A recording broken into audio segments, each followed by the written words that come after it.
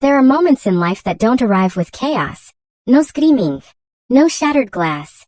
No dramatic goodbye standing in the rain. Just silence. Slow, patient silence. The kind that slips into a marriage quietly and stays there until two people who once shared everything begin living like strangers under the same roof. But before I tell you what happened that night, the night everything inside me finally cracked, take 1 second to subscribe to the channel. Stories like this aren't perfect fairy tales. They're raw, emotional, uncomfortable, and real.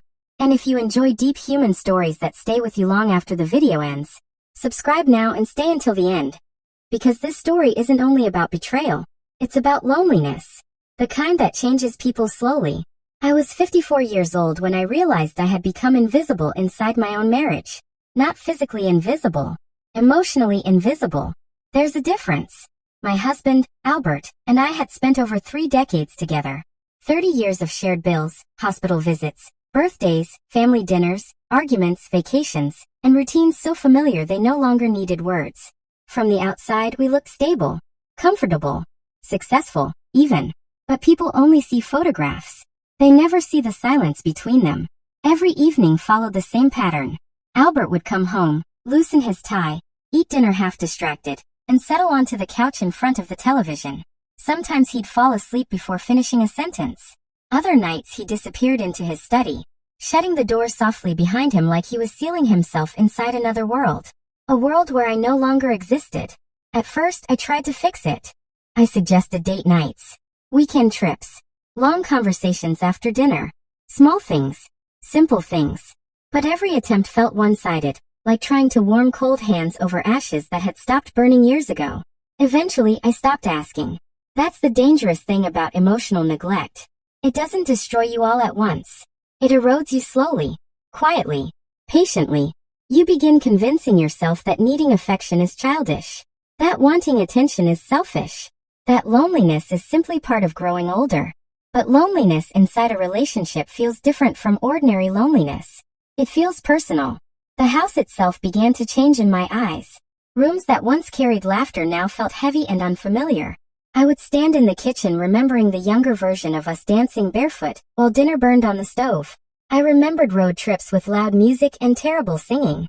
I remembered the way Albert used to look at me across crowded rooms like I was still the most important person there. That man was gone. Or maybe he had just stopped looking. One night I caught my reflection in the hallway mirror and barely recognized myself. I looked tired in a way sleep couldn't fix. Not exhausted from work. Not exhausted from age. Exhausted from not being seen.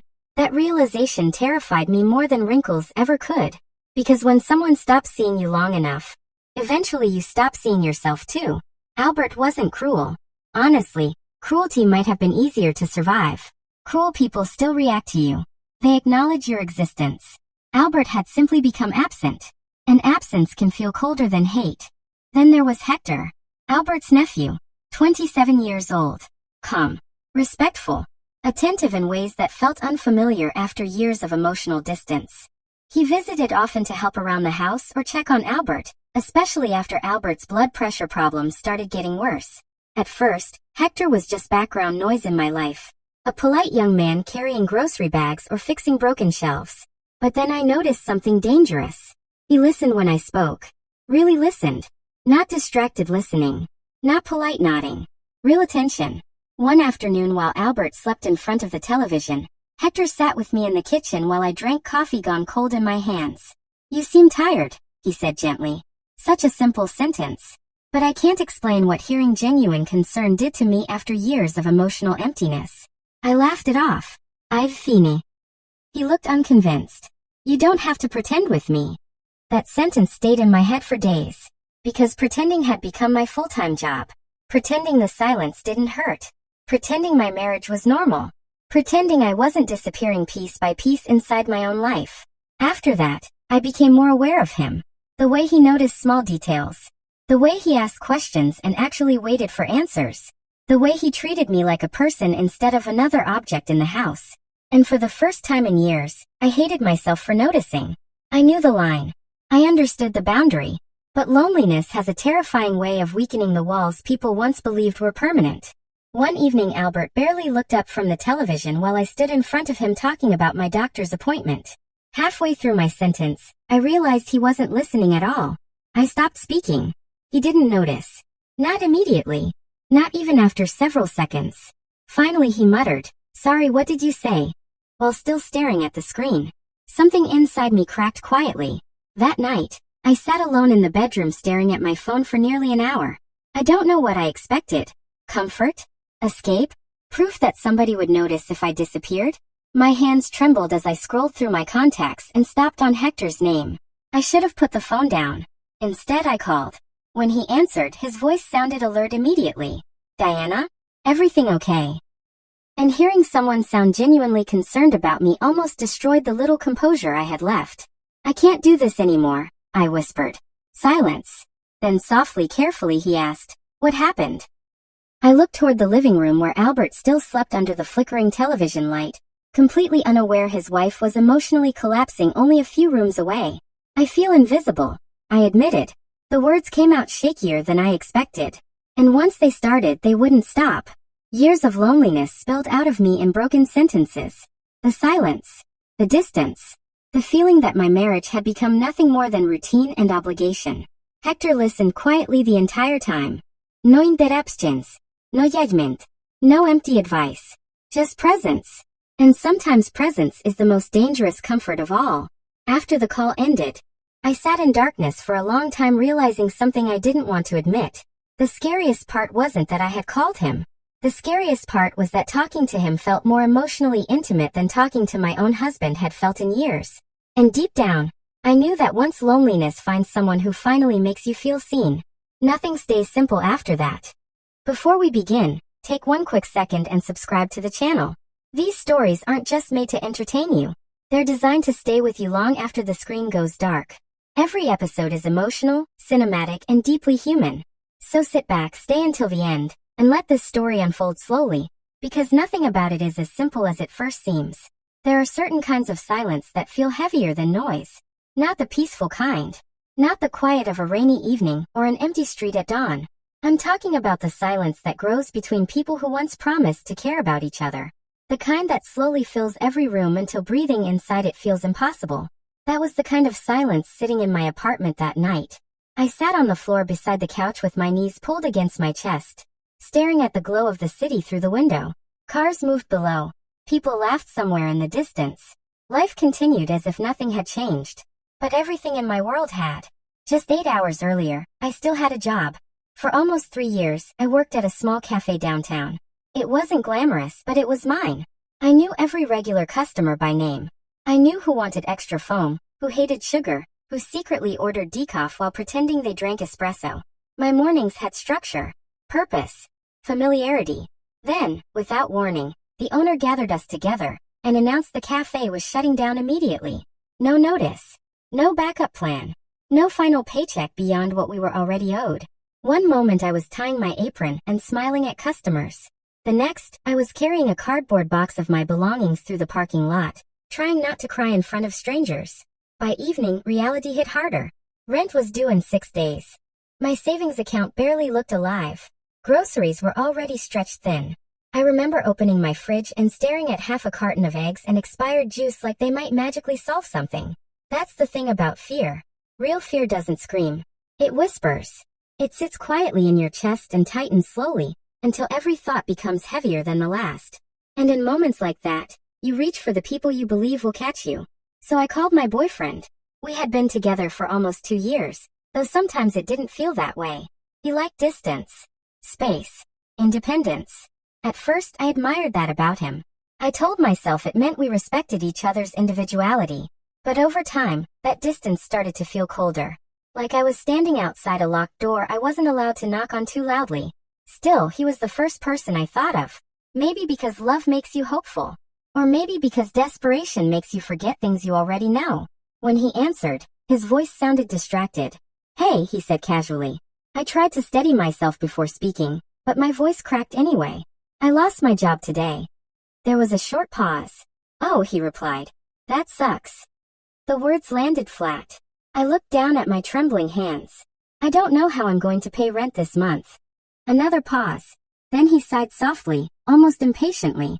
"Well, you'll figure it out." Something about the way he said it hollowed me out instantly. Not cruel. Not angry. Just detached. Like my pain was inconvenient background noise during his evening. I swallowed hard. I was wondering if maybe you could help me a little this month, I said carefully. Just until I find something else. Silence. Then finally, I don't think that's really my responsibility. I blinked slowly, certain I'd heard him wrong. What? You're independent, he continued. You always talk about handling things yourself. My chest tightened. Those words used to make me proud. Independent. Strong. Self-sufficient. But in that moment, they sounded less like admiration, and more like permission to abandon me. I'm not asking you to rescue me, I whispered. I know, he replied. I just think people should solve their own problems. People. Not us. People. The conversation died after that. Neither of us knew how to save it. Anyway, he muttered eventually, I hope things work out. Then the call ended. I stared at my dark phone screen for a long time afterward. It's strange how heartbreak doesn't always arrive dramatically. Sometimes it enters quietly, disguised as disappointment. That hurt more, because disappointment lingers. I don't know how long I sat there before the knock came at my door. Slow, calm, measured, not aggressive, not impatient, just deliberate. I quickly wiped beneath my eyes and stood up, embarrassed even though nobody could see me yet. When I opened the door, my landlord stood in the hallway. He was older, maybe mid-40s, tall with calm eyes that seemed to notice everything without making you uncomfortable. He always carried himself with quiet confidence, the kind that doesn't need attention to feel powerful. I'm sorry to bother you this late, he said politely. I wanted to follow up about the rent notice. My stomach immediately dropped. Of course, the rent. For a second I considered lying, saying the money was coming, saying everything was fine, but exhaustion won. I lost my job today, I admitted quietly. He studied my face carefully, not judgmentally, just carefully. Then his expression softened. That's rough, he said. I'm sorry. 3 simple words, but they carried more warmth than the entire conversation I just had with someone who claimed to love me. I looked away, ashamed by how emotional that realization felt. I'll figure something out, I said quickly. I just need a little more time. He nodded once. I'm not here to pressure you. That surprised me. Most landlords weren't exactly known for compassion. He leaned slightly against the doorframe. If you want, he said calmly, come by my office tomorrow morning. Maybe we can talk through some options. Options. The word echoed in my head after he left. I closed the door slowly and stood there in silence. Because suddenly, one terrifying thought became impossible to ignore. The person I expected to care for me emotionally had made me feel completely alone. And the stranger I only knew through rent payments had shown me more humanity in 2 minutes than my boyfriend had all night. I barely slept. Every time I closed my eyes, I replayed the phone call. You'll figure it out. The words kept repeating in my head, colder each time. By morning, exhaustion had settled deep into my bones. I dragged myself into the shower, got dressed without caring what I looked like, and tied my hair back carelessly. Before leaving, I paused in front of the mirror. For a moment, I barely recognized myself. Not because I looked different, because I looked defeated. And that frightened me more than unemployment did. The landlord's office sat only a few blocks away from my building. I'd passed it hundreds of times before without thinking much about it. But walking toward it that morning felt strangely intimidating. Soft jazz music played quietly inside when I entered. He looked up from behind his desk and gave a small nod. You came. I sat across from him nervously, twisting my fingers together. For a moment, I couldn't even speak. Then everything spilled out at once. I don't have the rent, I admitted.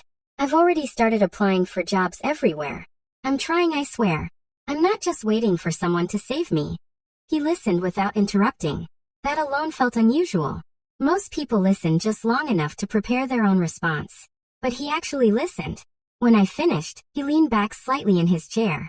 I appreciate honesty, he said calmly. Most people avoid conversations like this. Shame crawled into my chest anyway. I know life doesn't give free passes, I murmured. For a second he said nothing. Then he folded his hands together thoughtfully. What if, he said slowly, we found another way to handle this? I looked up. What do you mean? There's a vacant unit downstairs that needs repainting and repairs before new tenants move in, he explained. A lot of organizing, cleaning, small projects. Nothing dangerous. I blinked in surprise. You'd let me work off part of the rent? If you're willing. Relief hit me so suddenly it almost hurt. Not because the problem was solved, but because someone had finally offered help without making me feel weak for needing it. And for the first time in 2 days, I felt like maybe I wasn't drowning anymore.